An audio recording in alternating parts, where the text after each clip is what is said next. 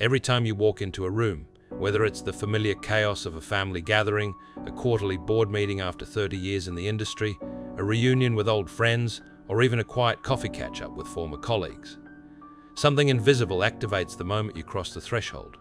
A game begins, not because anyone consciously decided to start playing, but because human beings are wired for it.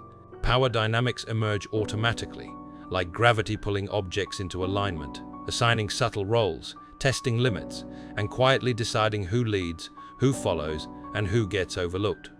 After decades of moving through these spaces, many of us reach a point where the pattern becomes impossible to ignore.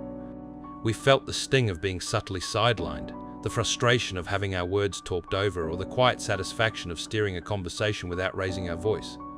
It's rarely about what was said, it's about the unspoken game beneath. Today, we're exposing this hidden layer of every social interaction, why it exists, how it works, and how simply seeing it clearly can transform the way people treat you from now on, giving you the calm authority that only time and reflection can forge. Most people never truly see the game because decades of social conditioning have trained us to pay attention to the wrong things. From our earliest years, we're rewarded for being polite, cooperative, agreeable, and articulate.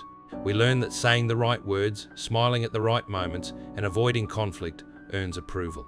We're taught to trust explicit communication, meetings, conversations, agreements, while dismissing the subtler art of reading the room as mere intuition or something only charismatic people do naturally.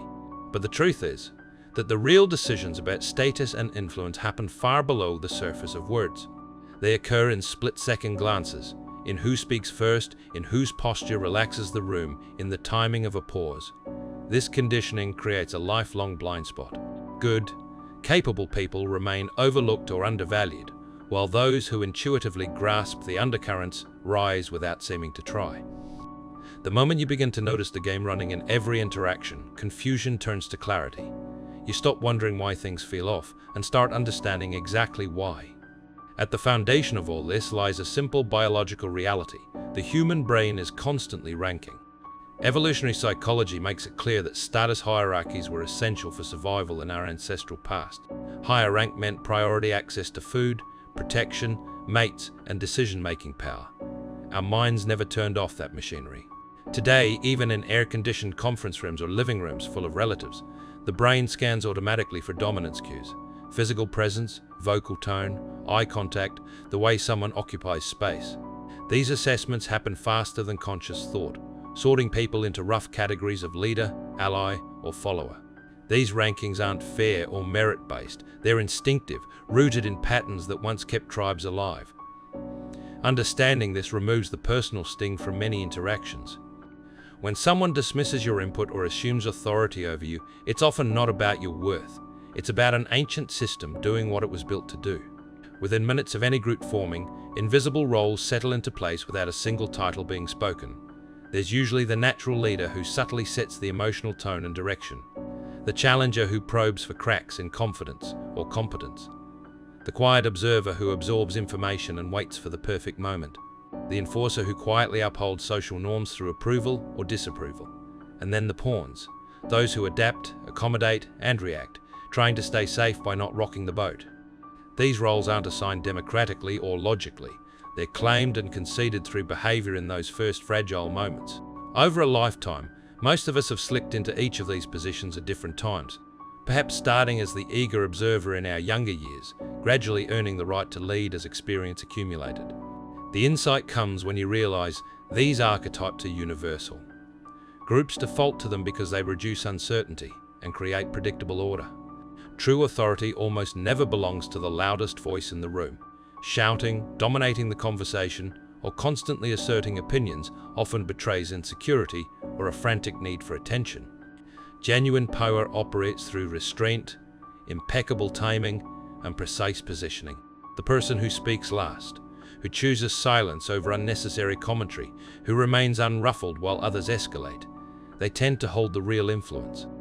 Reflect on the figures who've left the deepest impression on your life. The wise mentor who said little but whose words carried weight. The senior colleague whose calm presence quieted a chaotic meeting. The elder relative whose steady gaze ended debates before they began. Their strength came not from volume, but from the quiet certainty that others instinctively defer to. Power announces itself through unmistakable signals. Relaxed yet expansive posture that claims space without aggression. Steady, unhurried eye contact that holds rather than flits away. The natural order of speaking where others pause to let someone finish. Controlled interruptions that redirect rather than bulldoze. And perhaps most potent of all, strategic silence that leaves others scrambling to fill the void. These cues are louder than any job title or loud declaration. After years of observing people, you've likely felt these signals on an instinctive level. Now the difference is making them intentional. The testing begins the instant you enter.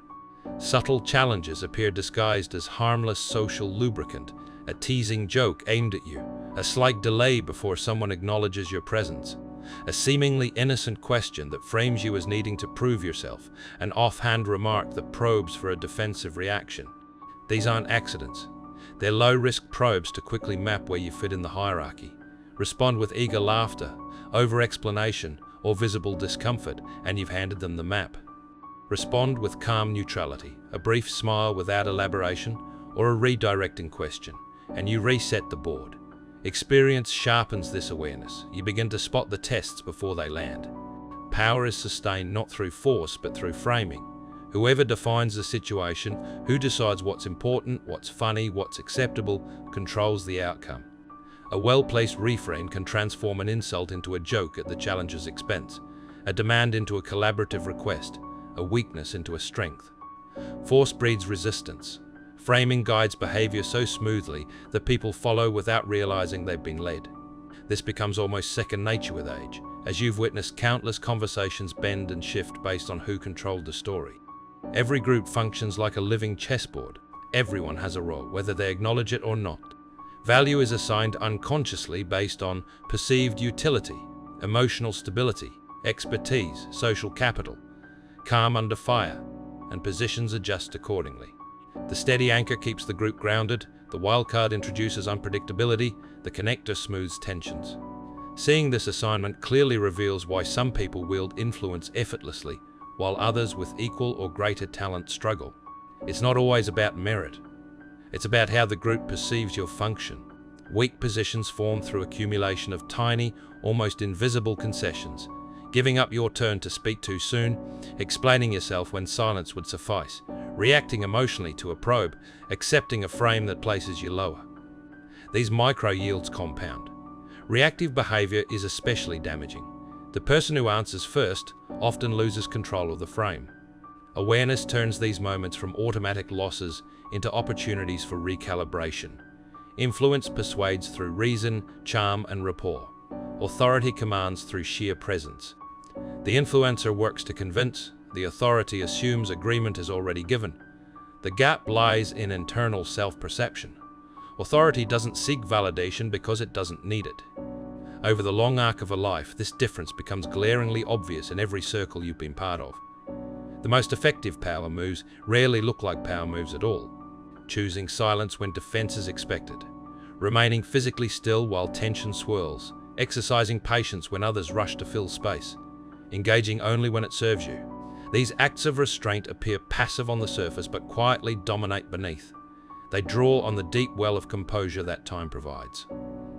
The game grows most intense in familiar arenas, competitive workplaces where hierarchies are explicit, social gatherings where egos masquerade as friendliness, families heavy with decades of history, high-stakes negotiations where every word matters, public settings where status is performed for an audience. These are the places you've spent the most time, where small signals turn into lasting impressions and reputations. You can reposition yourself even mid-game without ever raising your voice. Pause deliberately before responding to a probe. Hold eye contact a fraction longer. Ask a calm, redirecting question that shifts the frame back to you. Adjust your posture to occupy more space naturally. These micro-adjustments communicate recalibration. Over time, consistent, calm, unhurried presence rewrites your role in every group you enter. Here is the enduring principle: the game is always on. There is no neutral ground. Awareness itself is the upgrade. The moment you see the board clearly, you cannot unsee it. Your subtle behavioral shifts begin to demand different treatment. You no longer need to announce your place. Your quiet certainty declares it. After all these years of living, working, and observing, this isn't about dominating every interaction. It's about finally stepping fully into the authority you've earned through experience. The next room you enter will feel different because you now understand the invisible forces at play. Step in knowingly. The board is yours to navigate.